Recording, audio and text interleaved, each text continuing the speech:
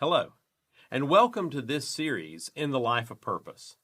This video series will be looking at the final week in the life of Jesus, and it's entitled 1 Week Left. It's looking at what Jesus did and who he spent time with, what he taught, the important moments in his life when he knew he only had 1 week left. And we look at this through the Gospel of John, and we ask the question, what would we do if we only had 1 week left? What are the things we would do? Who are the people we would want to see and spend time with? And what is the message we would want to pass on if we had 1 week left? Now, this series, these 5 episodes were taken out of a much longer series that we did before called Bill and Kip's Excellent Bible Adventure in the Gospel of John. And so as we begin this episode, we're actually sort of joining into an episode that's already in progress, and we'll be continuing looking at the focus of what if we had just 1 week left. We're so glad that you're with us, and we hope that this is a meaningful moment in your Lenten journey. And we're still in this what's often called the upper room discourse, which happens where Jesus is with the disciples sharing some of the most really intimate details of his relationship with the Father and how he relates to them and really what it means to be a disciple.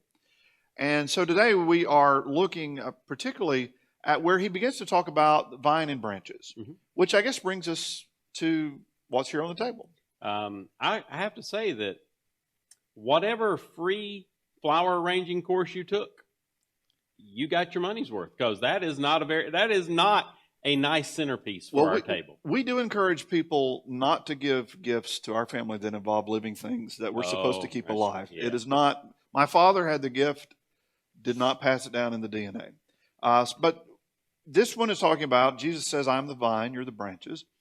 Talking about grapes, and for grapes, very much a part of the culture of Israel. And of course, you would eat the grapes, you would make wine, and wine was very much a part of the culture. Of course, drinking water was a dangerous thing, so you would add some amount of alcohol to water on a regular basis just to make sure that you had purified water. And the ancient symbol of Israel in the Old Testament, God was saying that Israel was his vineyard. Yeah. And he was the vine dresser, and Israel was his vineyard. And so now what we have here is, since I have no vine, and we're on a very low, I was trying to catch a flight to Bordeaux to bring something that was fresher. Nice. That would have been but nice. Instead, I stole this. This is a rose branch because roses, they're kind of similar. We call them rose bush, but they're really vine growing out of the ground, and they go every which way. And we have here at the church, we have people who are very much more gifted than you and I, who tend roses as a sort of their ministry to the church. And you can see them out there, and they're having to prune at times, and they cut back. And certain times of the year, because pruning is very much a part of the plant being healthy. Same is true with grapes. Right. So if you're, as I understand grapes, if you have a grape has a sort of a bud coming out, often they'll have 2 sort of small pieces that come off of the vine, and you have to prune one of those 2, or it pulls too much energy out of the plant for you to produce really effective grapes and really robust grapes. Right. You get a better harvest. Yeah. You get a better harvest, a tastier harvest and all, if you will eliminate one of those at the juncture. And so there is a person who is a vine dresser, whose job it is, and to this day in a vineyard, you can't do this, you can't automate this. Someone has to be able to look at it to see which of those small branches is the healthiest and cut the other one so that the vine can produce the greatest amount. And so Jesus is comparing himself, as the Father had, to this process. And he says, I am the vine, and you are the branches. So kind of walk us through that a little bit. Well, yeah, showing the connection of the disciples to Jesus. They are connected to Jesus. In essence, what you've done here, it's not really getting any nutrients any longer from the rose. We're not even dying on the vine. We're off the vine. Yeah, and we're disconnected. I can hold this forever and wait on it to bloom. It's just not going to bloom. Yeah. And so with Jesus saying he is the vine and the disciples are the branches, the connection to him is the critical piece. Oh, yes, there are going to be things in the disciples' lives that need to be pruned so that they can be the strongest and the healthiest. But they have to stay connected to the vine. And that's going to come up again and again across these few chapters, especially when we get to chapter 17, that connection. And, this is the hope and the prayer of Jesus, that the disciples stay connected to him so that they draw life from him, they grow in him, and they bear fruit for him. What you have here just withers and dies away from the vine. And really, in all human nature, in all human relationships, as we are disconnected, we tend to wither. Yeah. And you and I have both served in smaller churches by ourselves, where we were the only person there. Mm-hmm. Sometimes that sense of isolation was overwhelming, but we were blessed to have connection with other pastors that sort of help us sort of stay connected. And Jesus is saying that if we're spiritually to blossom, if we're spiritually to grow, it's critical that we stay connected to him. And so it's a beautiful image of the importance of not isolating ourselves from God. Now, there are a lot of things that can isolate us from God. Mm-hmm. Sometimes a tragedy can make us question, well, does God really love me? Or I go through away and become very inwardly focused. I can go through a loss of a relationship, a human relationship, that can make me ask that question.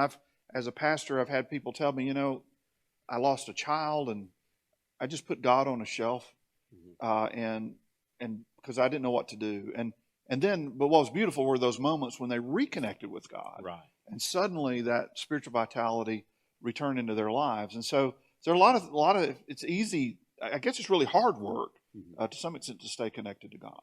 Well, and when Jesus is talking to the disciples, because of the nature of how many vineyards were around, and they still grow a lot of grapes in Israel. In the Golan Heights area, there's a lot of vineyards that are there, and they produce wine, that is sold around the world. And so the vines are very dominant there. But it's the same image that the Apostle Paul uses later on. He just shifts the image. While talking about vines, very much what the disciples would have understood, I'm the vine, you are the branches, stay connected. The Apostle Paul, when he's in Corinth, where they actually have a shrine to a Greek god there, where they talk about the body and the issues of the body that may need to be healed and things like that.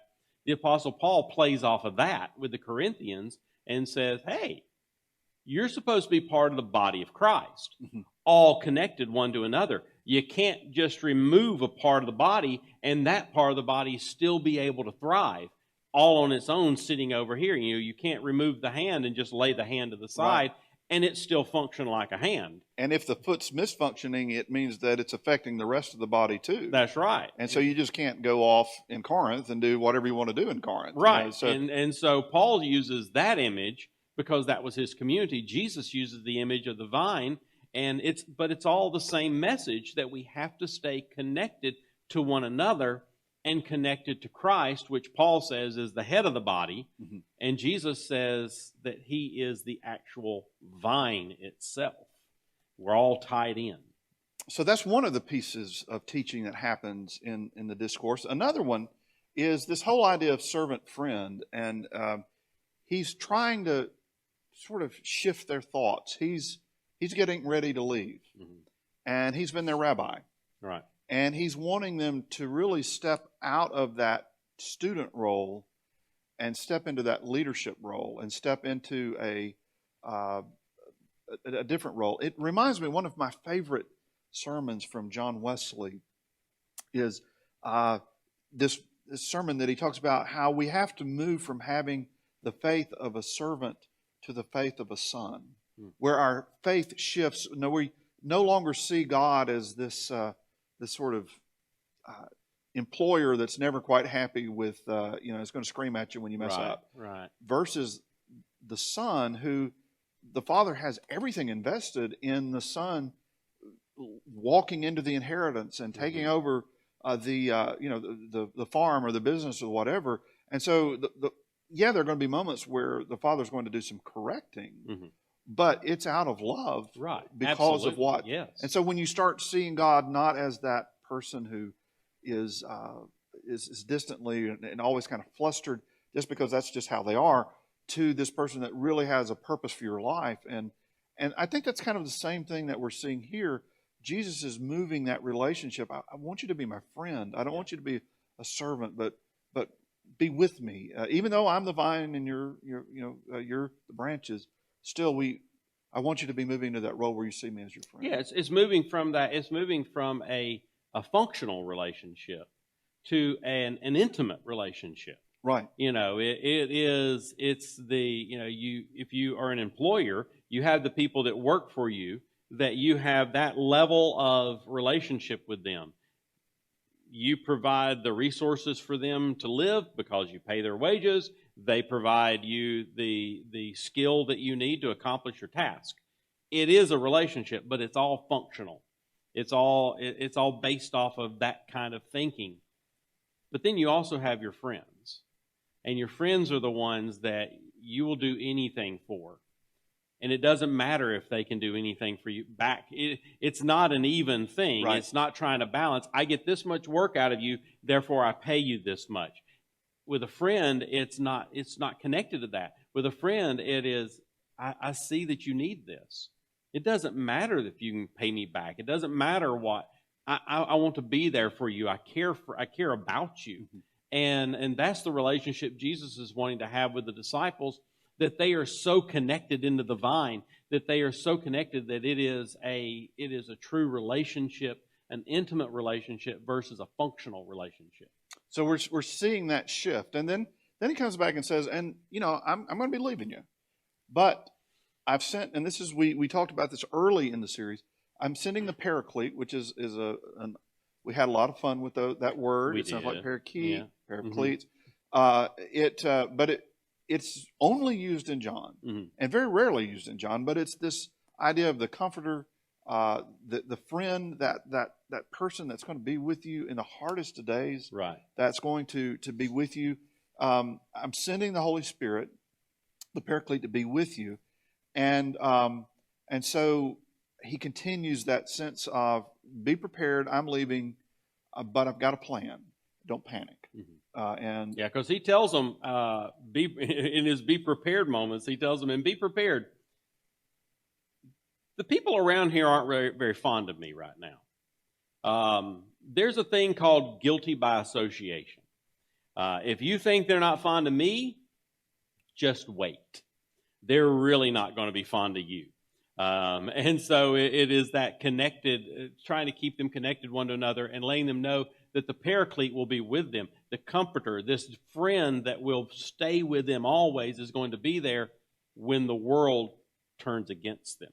And we know, if you read the Acts of the Apostles, the world turns against them. If you read the church history of what happens to the apostles, right, the world turns against them. For 3 centuries, yes, the world was against them. Right. But interestingly, for 3 centuries, the church grew faster than it ever had. Absolutely. And even still, the growth rate was greater there than ever.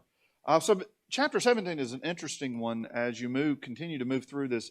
They're still in the upper room, and Jesus begins this prayer for himself, and it's fascinating to look at he and the relation he has with the Father, similar to other language that we've seen earlier in John. But then he adds a prayer for the disciples because they're going to be facing. He knows he has a sense of what he's about to face, and then again, guilt by association, what those disciples are going to face. And then he prays, interestingly, for all the believers, the ones that maybe not believers, the ones like us. And he is praying for them and for their growth and for their strength in the midst of everything to come. And he prays that everyone the disciples, and all believers who come after. That line that he says is that they will be one, as he's talking to God, they'll be one as we are one. So just as connected as the Godhead, that intimate relationship of Father, Son, and Spirit, Creator, Redeemer, Sustainer, that intimate relationship that is so interwoven between them, he prays that the disciples and that all believers, all of us, will be that connected to one another, woven into the branches, part of the body of Christ, that we are that connected. We are as one with each other as Jesus and God are one. That's a powerful prayer. Well, and it's a powerful thought because we live in a world where we're so often,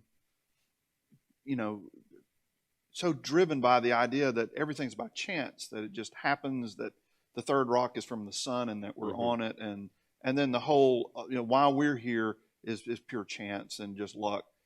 But what is so beautiful about what Jesus is saying is that every human being can be connected to something so much older than them that goes back centuries and millennia into this relationship with God who created the world, and the Logos who became Jesus was there at the beginning of creation, there with the disciples, has sent the Paraclete, and we're all part of the same package.